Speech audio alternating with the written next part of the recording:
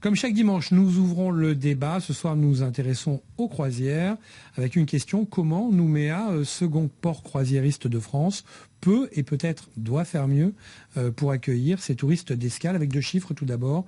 235 paquebots sont passés par la Calédonie en 2016, soit 509 000 croisiéristes. Élodie Jaunet, bonsoir. Bonsoir. Vous êtes la directrice de l'agence Kenua, donc vous êtes la créatrice. L'agence Kenua est si je résume, si je dis une bêtise, vous me reprenez, mais c'est un intermédiaire qui est assez indispensable à l'international. C'est vous qui, en quelque sorte, allez chercher les armateurs et aussi, un peu, on peut le dire, qui ramenez les paquebots ici en Calédonie. Et puis, avec vous, Frédéric Pratelli, vous êtes président du syndicat des commerçants de Nouvelle-Calédonie. Première question, tout d'abord, Nouméa, je l'ai dit, on l'a entendu, puis on le sait, c'est le 2e port croisiériste de France. Question à tous les deux, est-ce qu'on est à la hauteur de ce statut? Alors, je ne sais pas, Élodie, je vais commencer. Non, je pense qu'on est dans un secteur qui est en pleine croissance. On est, alors pas au début, parce que la croisière c'est quand même ancien en Calédonie, mais à ce niveau-là, je pense que c'est vraiment une nouveauté depuis quelques années. Et tous les acteurs sont en train de se mettre vraiment en route pour faire face à cette demande de plus en plus forte, puisqu'on est à 500 000 aujourd'hui, mais on envisage peut-être 1 million, je crois que c'est ça. Non, il y a vraiment eu une sensibilisation locale en fait au niveau de la croisière ces dernières années, notamment depuis que le nickel a un petit peu perdu en valeur. Donc on regarde un petit peu la croisière justement comme une diversification économique, ce qui est vraiment intéressant, beaucoup pour les îles et beaucoup justement aussi pour Nouméa. C'est ça pallie un petit peu à d'autres activités qui sont un petit peu en frein. Donc il y a beaucoup de structuration au niveau institutionnel, beaucoup de travail qui sont faits. On est souvent en réunion avec Frédéric d'ailleurs. Oui, parce que je pense que c'est vrai que les îles sont un peu moteurs. J'allais dire les îles sont mieux structurées aujourd'hui que Nouméa. Elles ont tout de suite pris le biais de cette nouvelle activité économique. Elles ont tout de suite compris l'intérêt qu'elles avaient à vraiment développer. On parle des loyautés et de l'île des Pins. L'île des Pins, Nouméa, dont c'était pas l'activité, et c'est toujours pas l'activité principale, a mis un peu plus de temps à réagir, on va dire, et tous les acteurs autour de l'activité. Mais je pense que vraiment, je pense qu'on a compris. Il est vraiment, c'est un phénomène nouveau d'avoir compris que cette croisière était vraiment moteur. On a vu sur les réseaux sociaux notamment des images, effectivement, à l'arrivée au quai de Nouméa, c'est pas toujours très sexy, ni glamour. Il y a du travail à faire. Il y a un accompagnement qui est aujourd'hui, il y a effectivement des gens qui proposent des balades en Nouméa, en petit train, en autobus, mais il y a encore un peu de travail si on compare à l'Australie. Alors vous qui travaillez à l'international, comment vendez-vous la destination Calédonie justement aux Australiens, aux étrangers? La Calédonie pour nous c'est une destination qui a plusieurs visages. Donc on a effectivement Nouméa qui est un petit peu la French touch du Pacifique et puis toute la Mélanésie derrière culturelle. Donc Nouméa, il y a beaucoup justement d'appui sur ce côté un petit peu français dans le Pacifique. C'est une petite France pas loin de l'Australie. Ça permet de bien faire connaître la Nouvelle-Calédonie aussi aux Australiens qui sont juste à côté, qui des fois ne savent pas qu'on est là. Toute la partie mélanésienne, effectivement, c'est il y a beaucoup d'attraits et beaucoup de différentes choses à voir en Nouvelle-Calédonie. Donc, et on a des très bonnes infrastructures sur Nouméa, ce qui n'est pas négligeable. Depuis l'Australie, il n'y a que Nouméa et le Vanuatu en fait qui peut être atteint en une dizaine de jours. Donc sur Nouméa, les armateurs sont quand même très contents des infrastructures qu'on a et demandent à revenir.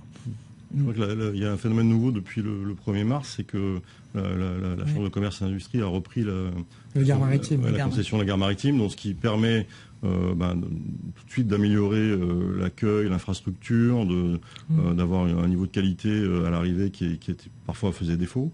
Donc c'est vraiment le point d'entrée comme peut l'être à l'aéroport de la Tontouta. Donc l'expertise de la CCI à ce niveau-là, elle est quand même très importante et du coup ça va de toute manière améliorer immédiatement l'accueil, la sensation à l'arrivée. Après, derrière cela, une fois qu'on est arrivé, il faut structurer tout ce qui est derrière, c'est-à-dire l'offre touristique et l'offre commerciale. L'offre touristique, elle était déjà en place, parce qu'il y a des opérateurs privés qui avaient déjà construit des tours, des acheminements dans le centre-ville de Nouméa ou sur les baies. Mais tout ça est au point de départ. On a besoin maintenant vraiment d'aller plus loin et c'est le sentiment qu'on a tous aujourd'hui. Alors concernant les commerçants, puisque vous en parlez, de duty-free se sont installés, si j'ai bonne mémoire. Ouais. Mais la plupart des commerçants à Nouméa n'ont pas accès à la détaxe, ce qui pourrait attirer davantage de touristes dans leur boutique. On est sur ces dossiers-là. Je pense que la duty-free, effectivement, aujourd'hui, c'était un système qui était un peu trop complexe dans sa mise en œuvre, qui était utilisé par quelques commerçants vraiment très spécialisés, qui avaient leur activité vraiment tournée vers ce duty-free. On a initié avec la Chambre de commerce et d'industrie le fait de pouvoir justement discuter avec le gouvernement, les douanes, pour vraiment arriver à ce qu'on ait un système qui soit beaucoup plus simple, qui puisse être accessible à l'ensemble des commerçants. On peut imaginer avoir une ville de Nouméa complètement en duty-free pour n'importe quel commerce et pour n'importe quel touriste, croisiériste ou touriste qui arrive par un autre biais. Et c'est ça qui aujourd'hui on a besoin d'avancer là-dessus. Donc je pense que les acteurs qui sont... Il y a beaucoup de travail qui est fait justement entre le gouvernement, les provinces, la CCI, justement pour avoir une vision un peu plus à long terme et une stratégie en fait de la croisière. Franche, en quelque sorte. Ouais. Et avoir vraiment une stratégie, parce que jusqu'à maintenant on n'avait pas vraiment de stratégie, c'était pas trop pris en compte. Et en fait la croisière c'est énorme, il y a beaucoup d'enjeux. Et personne ne peut travailler sans l'autre. C'est vraiment un maillon. Les îles ne peuvent pas exister sans Nouméa. On a besoin de stratégie client croisiériste à mettre en œuvre. Et c'est vrai que la difficulté souvent, c'est qu'il y a beaucoup d'opérateurs qui ont différents domaines de compétences. Et la difficulté souvent, c'est d'arriver à les faire travailler ensemble avec cet objectif de répondre à cette demande de clientèle et vraiment de valider tous les sujets. Alors Élodie Jeunet, si un secteur qui a une question qui va vous intéresser particulièrement, les croisiéristes et les armateurs sont sans doute sensibles à l'aspect environnemental qu'offre la Nouvelle-Calédonie. Parmi les gens qui décrient l'arrivée des paquebots, que ce soit dans les îles ou ici à Nouméa, il y a beaucoup de gens qui veulent défendre l'environnement. On estime, dans un article récent, Le Monde estimait que c'était un paquebot à quai, c'est l'équivalent de 1 million de véhicules jour. À Marseille, on est en train de penser à brancher les paquebots. Bref, c'est quelque chose de très important, c'est prégnant aussi. Il faut convaincre la population. Bien sûr, de toute façon, la croisière doit d'abord être acceptée par la population pour pouvoir venir en Nouvelle-Calédonie. Donc là, effectivement, il y a aussi beaucoup de travail en cours, directement au niveau des armateurs, parce que c'est une grosse industrie. Donc eux, ils ont des objectifs aussi à atteindre en réduction de toute leur empreinte écologique en fait d'ici 2020. Et après en Nouvelle-Calédonie, justement, il y a pas mal aussi de réglementations qui vont être mises en place au fur et à mesure, comme il y a eu des réglementations de mouillage justement pour limiter l'impact des ancres, validées par les coutumiers, validées par les institutions, avec donc des décrets en place. Donc maintenant, on va vers justement toute cette structuration et cadrer complètement la croisière en termes environnementaux.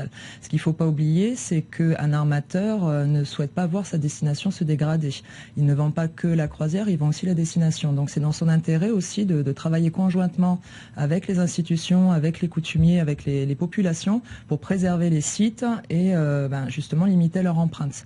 Donc il y a ce gros travail à faire et il est en cours déjà entre le gouvernement, la CCI, les provinces, les armateurs. Il y a directement des contacts directs qui sont pris justement pour voir toutes les choses qu'on peut mettre en place aussi à notre niveau et comment se préparer à mettre ces choses en place, comme brancher un navire à quai.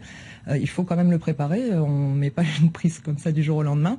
Donc tout ça, ça se prépare. On ne peut pas par contre aller plus vite que ce que l'on peut. La croisière a augmenté énormément ces dernières années, beaucoup plus vite que prévu. Donc maintenant, il faut vite rattraper ce retard et essayer de limiter l'empreinte environnementale en structurant. Ça commence par la structuration et en faire un tourisme durable, quoi. Et pour aller au bout du bout, donc l'accompagnement des commerçants, on l'a évoqué aussi, ça consiste aussi, vous le disiez la dernière fois que vous êtes venu nous voir, on avait évoqué ce thème-là, parler l'anglais, être capable d'accueillir les gens le dimanche. On travaille à l'heure actuelle sur la mise en place d'un label qu'on pourrait nommer Cruise Friendly, c'est-à-dire ce label qui pourrait permettre d'identifier les commerces qui sont en capacité d'accueillir les croisiéristes. Évidemment, avec l'accueil en anglais, ça paraît évident, mais aussi pouvoir les accueillir en prenant les devises, d'avoir une communication qui soit promotionnelle pour ces croisiéristes. Donc tout ça, c'est en train de se mettre en place. On est en train de former aussi à l'anglais tous les commerçants qui peuvent s'inscrire aux formations de la Chambre de commerce et d'industrie. Donc tout ça est en train de se mettre en place. On est aussi en train de travailler sur une application mobile, puisque souvent la difficulté, et on le voit quand on observe les croisiéristes qui sont dans la ville, c'est d'avoir des plans dans lesquels l'orientation, comment on matérialise tout ça. Donc il y a un travail conjoint qui est fait avec la mairie également, avec les opérateurs, pour qu'on puisse identifier les parcours touristiques et parcours piétonniers cette fois-ci, mais touristiques et commerciaux, qu'on puisse les faire circuler dans la ville avec une signalétique en anglais, en japonais, qui puissent être tout de suite identifiés.